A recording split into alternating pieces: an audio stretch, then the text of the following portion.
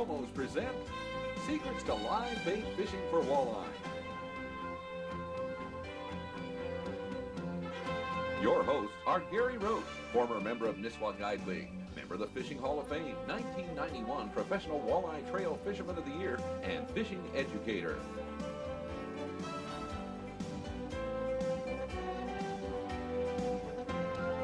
Amenrud, former member of Nisswa Guide League, 1991 Professional Walleye Trail Sportsman of the Year, Manufacturers Walleye Council Father-Son Team of the Year, and fishing educator. And Bob Jensen, former guide, camp fish instructor, TV fishing show host, and fishing educator.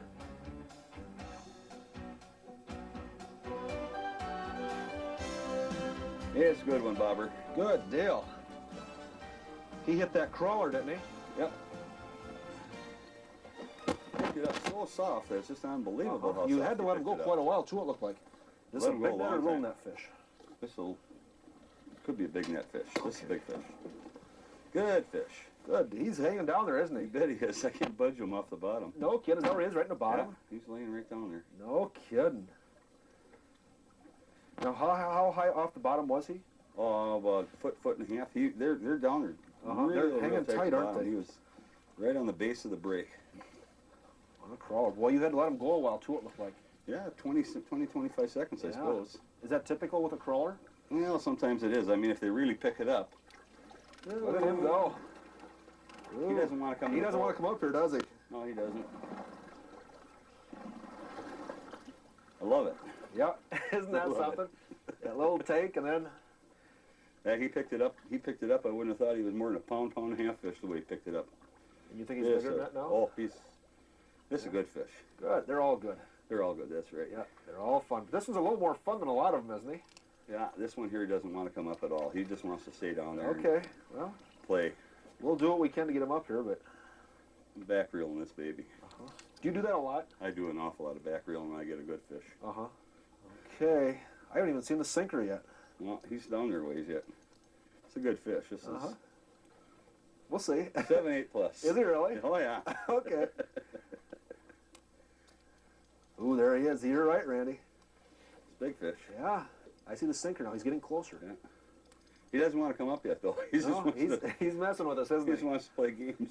See what this boat, the bottom of the boat looks like, then he goes back down. Yeah. Oh. There's the sinker again. That's a nice one, Randy. Here he's getting close. Ooh, look at the size of that guy. Woohoo! Oh, that's look a at tenner. that guy, Randy. That's a tenner, Bobber. Oh, look at good that. job, buddy. Isn't that something? That's a tenner. Oh, boy. That's a tenner. Woo-wee. Great catch. Let's check in with Randy and just see how he caught that big walleye. I really do like fishing jigs, and a lot of people will say that the jig is maybe the most versatile lure you can use. But you know, when the fishing gets tough, it's pretty hard to beat a roach rig. With the roach rig, I'm going to start right off and tell you about how it's put together. We've got a quick detach colored sinker, and this colored sinker can work as an attractor if the fish are close to the bottom. But if they're up, it probably doesn't. It's just a weight for you then. But if we want to change to a different color, or if we want to change to a different size sinker, so all we have to do is bend this little wire out, grab a different sinker, snap it on, close the little wire shut, and we can change weights without having to cut and retie. And that's a nice feature to have, very nice feature to have. The next component that we've got on the roach rig is what we call a bobber stop. We get this bobber stop on the line, and we can adjust that bobber stop to different lengths so we can adjust the snell lengths.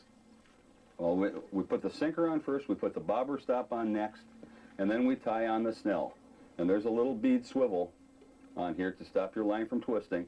We just tie a Berkeley trilene knot or an improved clinch knot on, and we tie the snell on. And the snell's 24 inches long, goes down to the hook that we're using. And you'll notice that we've got a little bead that slides on here, and that little bead acts as a attractor. Just a little bit of color there, and it comes in different colors. And then we go on to the hook, and there's a couple different size hooks we can use. depending on whether we want to use night crawlers, leeches, a small minnow, a large minnow, that type of thing. But I tend to use a little bit bigger hook because I'm using jumbo leeches a lot and night crawlers and that type of thing. But it's a form of presentation that you can be very, very precise with. You can see fish on your flasher or on your liquid crystal and put the bait down right in front of their nose, and you can keep it right there, hang it right in front of their nose. It's a very, very, very effective way to catch fish. One of the things that makes the Roach rig probably more versatile and effective than other live bait rigs is the adjustability of the length of the snell. Now, the snell that we're starting with, the snell that you'll get in the package, is the portion from the swivel to the hook, and it's 2 feet long. But if we want to lengthen that snell, on most other rigs, if we wanted to go to a longer snell, we'd have to cut and retie. With this one here, because we have that sinker stop on the line, we can take that sinker stop and adjust it down the line to any length we want. And if fish were 4 feet off the bottom, we might want to go to a 6 or 7 foot snell. If they were 8 feet off the bottom, we might go up to a 12 or 13 foot snell and fish them slow that way. And a lot of people say, boy, can you do that with a live bait rig? Yeah, you can with the Roach rig. It definitely does the job on those fish. And we can go from any, the snell is the portion from the sinker to the hook. When you get it out of the package, like I said earlier, it's 2 feet long. But when we tie it on there, because of this sinker stop, we can make that snell any length we want just by sliding that sinker stop up and down that line. And it's very, very easily adjusted. And when you see fish on your electronics, you can adjust that quick to them. There's a lot of versatility to this Roach rig, and one of them is being able to change to different size sinkers immediately. I'm going to grab 4 different size sinkers here, and they're going to be 1/8, 1/4, 3/8, and 1/2 ounce. And I can vary the depth that I'm fishing. I can vary the type of structure I'm fishing. If I'm fishing over rocks and shallow water, I might go to a heavy sinker.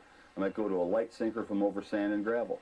If I'm in deeper water, maybe in 25, 30 feet of water, and it's fairly calm, I might use a 3/8 ounce, and if it's windy, I might have to go up to a 1/2 ounce.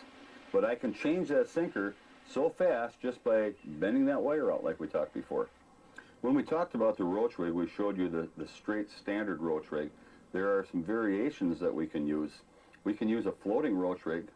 You can buy the snell and everything all packaged up, and it's got a float that slides on the line. Still got the bead on there, but it's got a float that slides on the line. Or you can go to the Phelps floater, which is a soft-bodied floater. And with these Phelps, that feels just like the live bait he picked up, just like that nightcrawler, leech, or minnow. And then you've got the floating fireball. And the floating fireball is nice because if you start getting short hits, you can put the stinger. You've got 2 tie-ins. This is what you tie into your line. You've got a tie-in back here, and you can snap in a 2 or 3 inch stinger on the back. And another nice thing about these floaters, it adds some attraction. It gives you a little color down there that the fish can take a look at. And it might make the difference between catching fish and not catching fish. But the main thing with these things, I think, is the buoyancy it gives your bait. It allows you to get up to the fish that might be up off the bottom. One of the things about using live bait rigs and the method of presentation that we use in putting the bait in front of the fish is the fact that we can sit and hover over the top of the fish. We can move slowly through an area. We can go fast with it. Now, depending on the speed that we're running, if we're going fast, we have to have a little heavier sinker. If we're going slow, we can get by with a lighter sinker. If we're going fast, it forces because you're going to have line drag, it forces the bait down. If we're going slow, the bait will ride a little higher. So when you're working with a boat, normally what we'll do is we'll start with fairly slow presentations. If we get on active fish where they're just inhaling the bait, we can go through active fish a lot faster, because if we determine that they're active, they're more aggressive. But those non-aggressive fish, we want slow movement with the boat normally. I see a lot of people fishing, Bob, that leave their bail closed, and then when they get a bite, they open it. Boy, if you don't leave that bail open, keep that line on that finger so you can drop it. I mean, right now, there's a lot of times you miss fish, especially those aggressive fish that hit it hard. I mean, before you can react to it, they know something's wrong, or they spit it out, or they felt something, or... So having that line on that finger is important. Yeah, you just leave the bail open and the line hooked over your finger. Just leave the bail open, line hooked over the finger. As soon as you feel something, you let the bail go. Just right now. Let the line go. There you go. There you go. Got there it? you go. Yeah. Okay. It's not a bad fish. It's not like the last one, but it's a nice fish. I'll tell you, there aren't many like that last one around. That was pretty good, wasn't it? Oops. Well, just to be safe, we'll get the big net out, okay? Okay, we'll get the big net.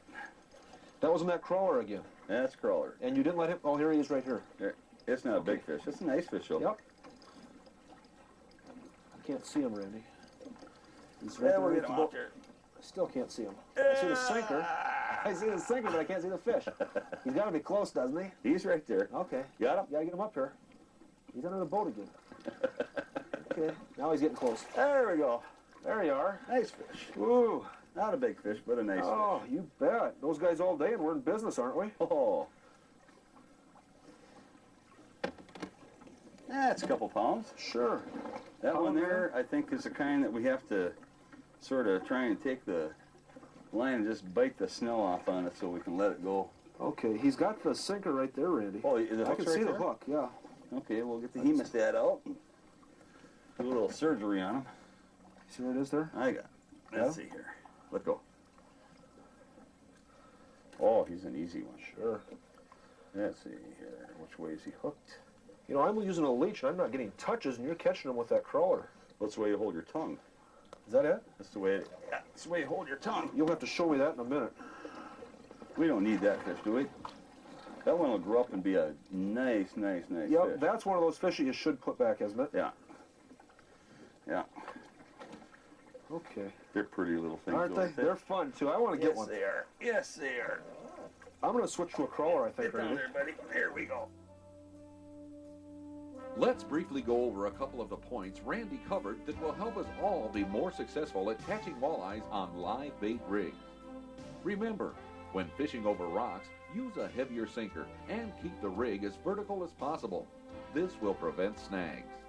If the bottom is mostly sand, a lighter sinker can be used and the rig can be worked farther behind the boat. It's critical that the bait is in the fish zone. If the fish are riding high off the bottom, go with a longer snell. The longer snell will allow the bait to get up to those high-riding walleyes. On the other hand, if the walleyes are tight to the bottom, a short snell will put the bait right on their nose, increasing the odds of getting the fish to hit. One last point. Keep in mind that the boat speed will have an effect on where the bait is running. The faster the boat is moving, the tighter to the bottom the bait will run. A slower boat speed allows the bait to float up a little higher. When a productive speed is found, try to match it as close as possible. Keep these key points in mind, and you're going to catch more walleyes on live bait rigs than ever before. Now, let's join Bob Jensen as he describes how slip bobbers can be used to take more walleyes. Slip bobbers are a great way to catch walleyes in some situations, but a lot of people who fish tend to overlook slip bobbers as a method of bait presentation. The thing that makes them so effective is that they allow you to present a bait to the fish at the exact level the fish are running. For instance, if the fish are over a wind-blown rock pile 7 feet down, you can adjust your slip bobber so it presents that bait 6.5 to 7 feet deep, right where the fish are. You can keep your bait in the fish's strike zone a long time.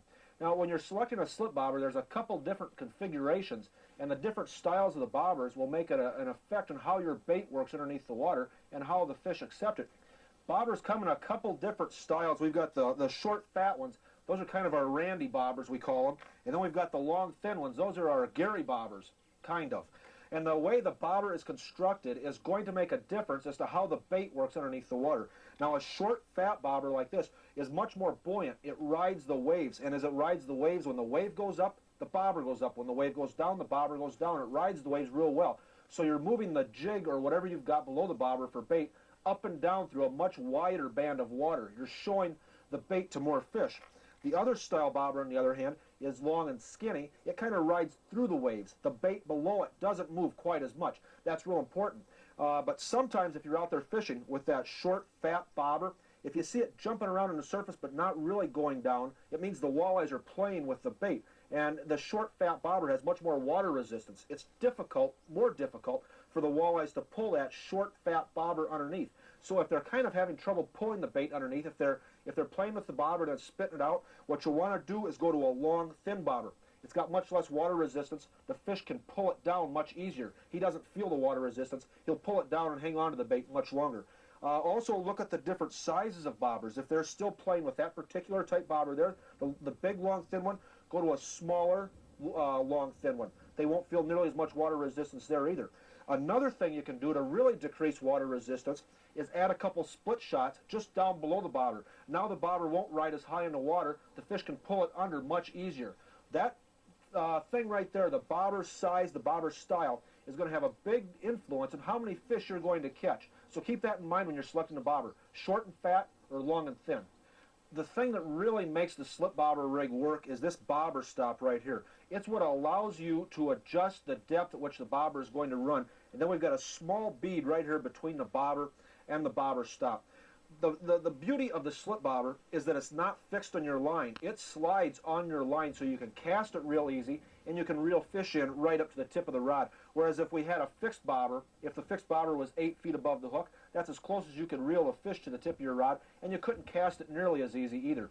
So if you suspect the fish are about 7 feet below the surface, all you do is slide your bobber stop so it's about 7 feet above the hook. Now your bait will automatically be suspended 7 feet below the surface, right in the fish zone. There's a couple different ways you can rig a bait below a slip bobber. You can use either a jig or a hook and some split shot. One of my favorite ways is with a bullet head foxy jig. And you want that bullet head because it rides perfectly horizontal. The bait hangs perfectly horizontal below the jig. You can start out with an 1/8 ounce, and that's pretty good some of the time, but frequently a 1/16 ounce or a 1/32 ounce will be even better. And what happens with that 32nd or 16th ounce jig is you put a leech on there, and that leech will actually pull the jig around, and it'll go out looking for walleyes for you. It swims in a pretty big area, and a large leech can pull a small jig around real well. What you've got to do in that situation is add a couple split shot right up the line here, right in this area here, 12 to 14 inches above the jig. If you get them too close to the jig itself, the leech can't have very much motion. If you put them up higher, the leech can swim all the way around like this. He can go out looking for fish for you to catch. So a 16th or 32nd ounce jig, add a couple split shot, about 12 to 14 inches above the jig. With an 1/8 ounce jig, fish that just the way it is. Remember though, use that bullet head jig. It rides perfectly horizontal on the water, and that'll make a big difference in the number of fish you catch. An alternative to the jig is either a plain hook or what we've got here. This is called a Tullabee hook. It's a 2-color Tullabee hook made by the Northland Company, and it's just a hook with a spot of lead on there, painted lead, that adds color and a little weight. But we're still going to put a couple split shot up the line. Now remember, the further up the line the split shot are from the hook, the more the minnow or leech or nightcrawler can move around and then go out and look for fish for you.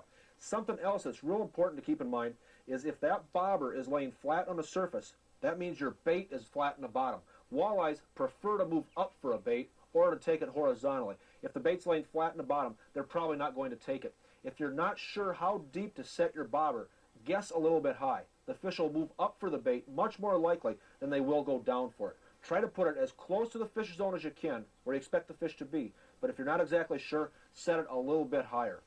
You know, the rod and reel that you choose to use a slip bobber with can make a big difference as far as your success. I really prefer a long slip bobber rod. This is an 8.5 foot medium action steelhead rod, and I'm using 6-pound line with it. The reason I like that long rod is because it gives you more leverage when you go to set the hook. It's real important that when you set the hook, there's no line lying on the water. You want your bobber and the tip of the rod to be in a direct line, so when you set the hook, there's not a lot of slack in your line. Before you set the hook, reel up all the slack, and when you set the hook, make sure you're directly tight to the fish when you start pulling. And that long rod gives you much more sweep, much more hook setting ability, and it also wears the fish out real quick. What do we got out here? Well, it's a little rock reef that comes, we're fishing a little point off the rock reef, and I'm throwing the bobber up there, and the fish have been kind of inactive today. What I did, I weighted that bobber so it's barely floating. So if there's anything at all down there, he'll pull it down real easy with a lack of resistance. He won't feel anything. And you're throwing a jig, Randy? I got a 16th ounce foxy on here. Okay. We'll see if they're jig fish or bobber fish. And I think we should go 2 bits on the first fish, or maybe, I don't know, hamburger or something. That sounds good, Randy. Because I feel real good about getting one right now. Not good enough, Randy. I got one of those faulty bobbers that just went down, you know? You creep, Yeah. Jensen. Look at there. Oh. Look at him bend that rod. You creep. Ooh, he feels heavy, but on these long rods, it's hard to tell. It looks heavy. I haven't seen him yet. There he is. I see him now. I see the bobber right there at the surface. You see him right there? Oh, nice fish. Nice fish. Got him? Nice fish. All right. Good. Slip bobbers. He was very unaggressive. You know what? That's a 6-pound fish, Bob. Is it really? Yeah, that's pretty doggone close. 5. Nice fish. Yep. They're all nice. Really nice. They're all nice. Let's get him off and get him back in the water. Yeah. Yeah, we don't want to keep that one. That's a nice fish. You know, it really doesn't hurt to take one home once in a while and feed the wife and kids. I know my wife likes them, but I tell her I catch nothing but small ones because she can't figure out why I'm bringing all the small ones home all the time. Is that right? Well, those are the ones you should keep, but I don't have a wife. Nailed on the side there by something. Something grabbed him. He was stuck. It's a nice, nice fish, though. Good.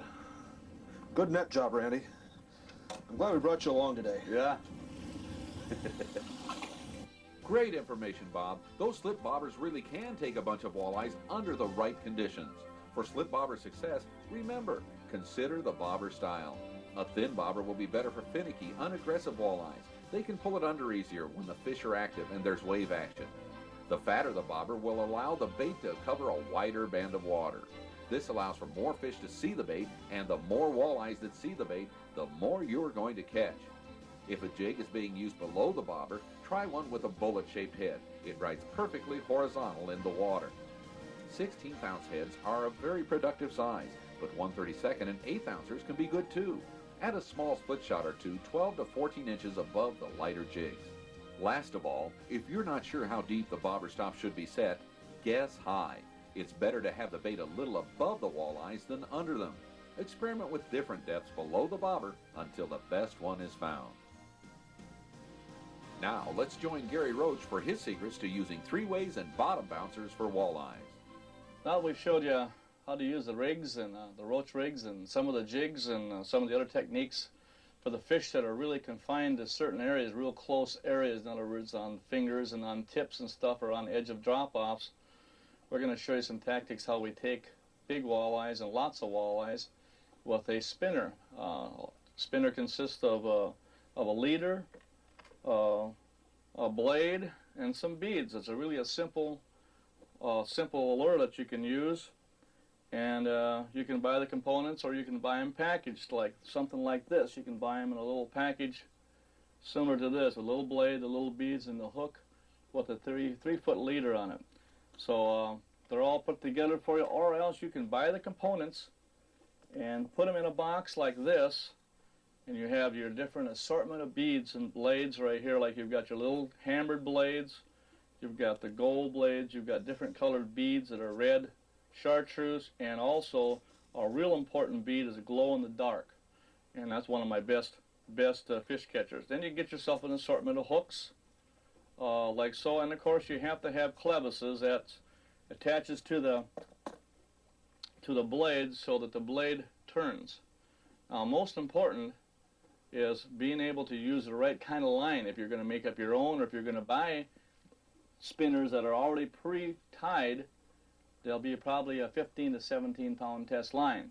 Normally I'll use that when I'm in a lot of rocks, but sometimes I like to tie my own, and I'll show you the reason why. Sometimes when the fish are spooky, and I'll go to the 12-pound XT, which is an extra tough line, and the clevis won't wear out the line so fast. I've taken tons of big fish, especially when the fish are scattered. In other words, if we're fishing a shoreline and the edge of the drop-off comes down from, say, 7 to 12 feet like that, and a lot of the fish will scatter, and they won't be pinpointed, you might say, like they do on a tip of a point, like on a point where you fish with a rig and a jig. So you'll have to do is concentrate in a longer area, and by doing it with a spinner like this, you control back and forth, and you hit a fish, throw a marker out, or else even mark like an old dead tree or something like that if you don't have a marker with you. It's better to have a marker because the fish are concentrated. They spread out, they come into a drop-off, and they'll spread out and feed, and they come back to the same area, and they go back out in deep water. And this is how we locate the fish. Now, if the fish are real active, you can take a lot of fish this way. With a 3-way, a dropper, And night crawler, minnow, or leech, or whatever type of live bait. You can even use a power grub, like a Berkeley power grub or something like that. I'll use these scented baits a lot. I'll just pop this on a spinner. It's kind of like a twister type tail, like this, and I'll pop them on like this, and sometimes that's all you need right there, a scented power grub, and with the blade, different colored blades. Now we're going to show you another rig here that I've already got tied up. If you look at that shoreline, you'll see a lot of rocks. You'll see boulders and stuff like that over there. Now sometimes you'll find a food shelf exactly like that over there, and to get something through it that you can catch fish without snagging up is pretty tough. And that's why we use this rig right here. It's called a bottom bouncer type of weight. The people in Dakota use it, people in Minnesota. It's becoming popular all over right now. It's just a weight, a shaft here you put your spinner on. This is a blade with a harness for night crawlers. This here is a little weight. You can get different size weight depending how deep you are or how fast you're going. And this bottom of wire here, this little tick of wire here, will actually just skip over the rocks, holds the weight up. The blade, of course, will turn as it's going across the rocks, and it'll turn and spin and attract the fish. And this rig right here with the floater and the spinner on it, and it acts as a float and a spinner, but the blade will actually lift it up too. But the float will actually give it an extra lift to keep it up off the bottom, so it'll actually go straight in line behind a three-way or a bottom bouncer type weight like this. And this is actually the same rig right here that we used on Lake Erie that I won the first PWT tournament of this year. And it was with a crawler and trolled real slowly, had the little outboard just barely moving, and actually we were actually more like drifting downwind than we were trolling. So, and we had good speed control, because if you go up against the wind, it's pretty hard to get the bait working right. It jerks and it doesn't really troll real well. If you go downwind, in other words, go up wind and then make your drift straight downwind as you possibly can, and you get a real even drift or even troll. So that's the best way. This little rig here, it made some money for me this year. Now I would like to show you this rig rigged up on a three-way, in which I used in the tournament. Now I've got an extra long snell here because we're going to be fishing some fish that are real spooky, and that's something I'd like to emphasize, really emphasize, is a distance of the weight here. In other words, I'm running a dropper from the three-way, as you can see right here. A three-way is just a system like this.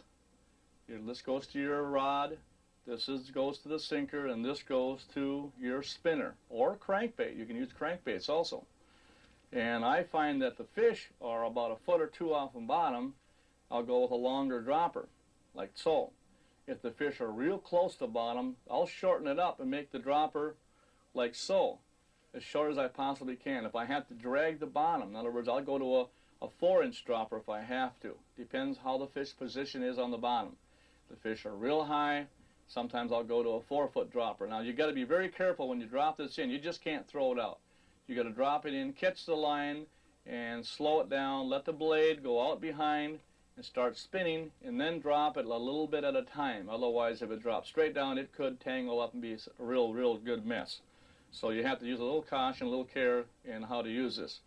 But this is the best rig I know for consistent catches of fish that are suspended or near the bottom, off the edge of flats, over rock piles.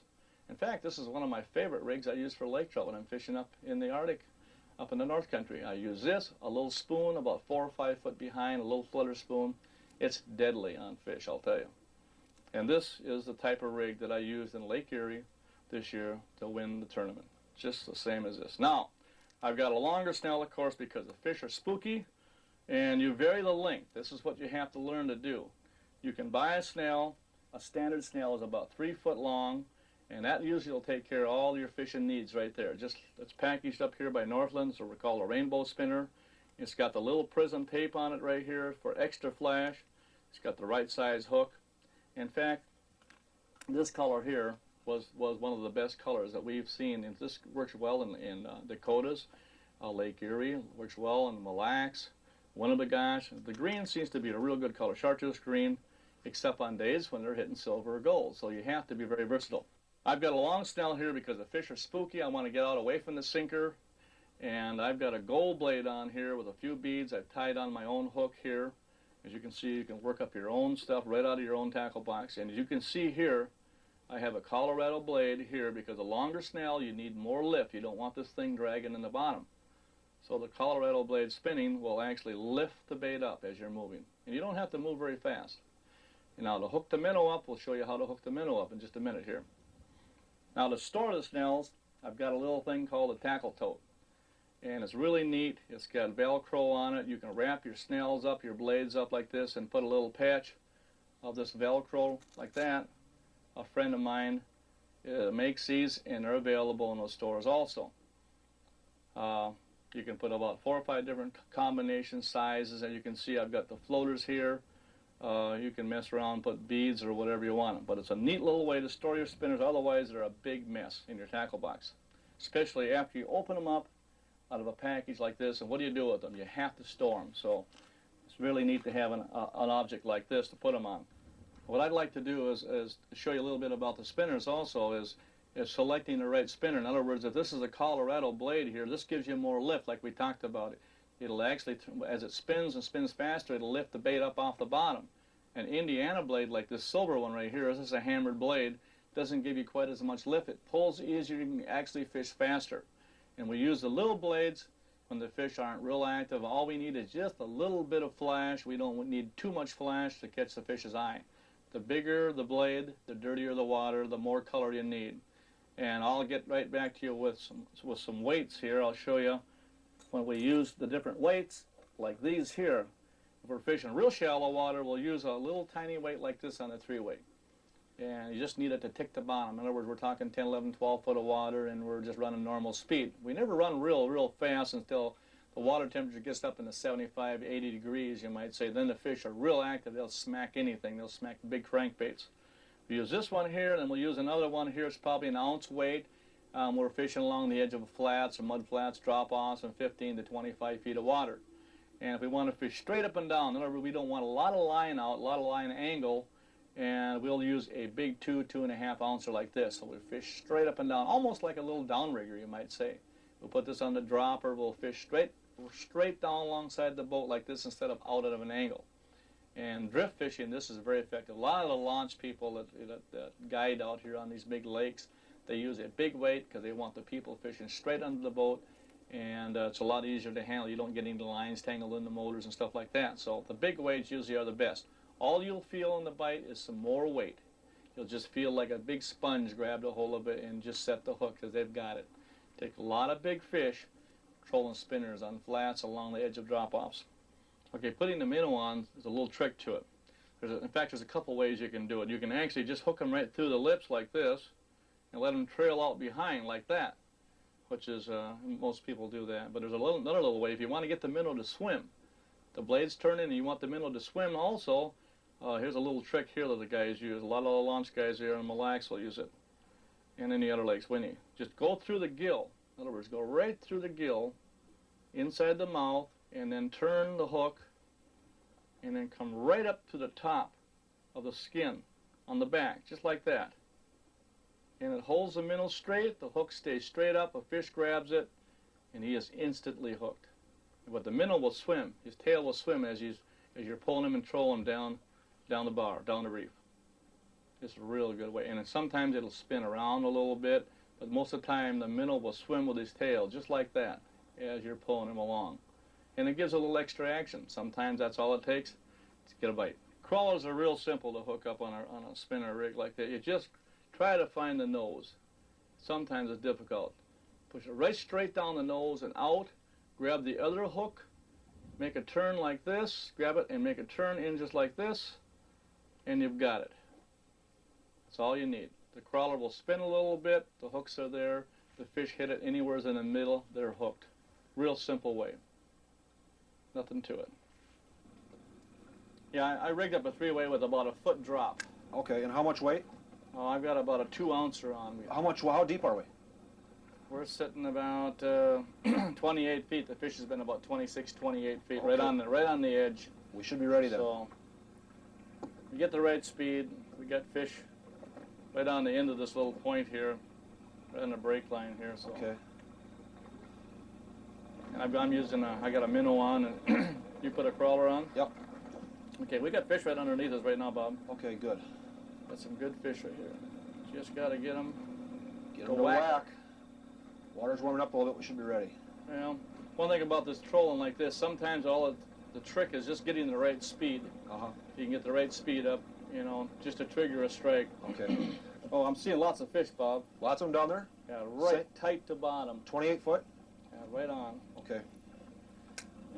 There's one. Yellow going? Yeah. How long do you let him go? Just a couple seconds? I just let him bend the rod. There he is. You got him? Yep, there he is. Netter? Got him, Bob. Netter? Yeah. I'll get the net for you. Okay. Ooh, I got one too, Gary. Doubles. Yeah, there must be a bunch of them down there. Just as I started moving that spinner faster. Yeah, there's a whole bunch of them sitting in there. Okay. Ooh. Just take it easy with them. This feels like a pretty good fish. Okay, mine feels pretty good. Is this every man for himself? Well, I don't know, Bob. Here we go.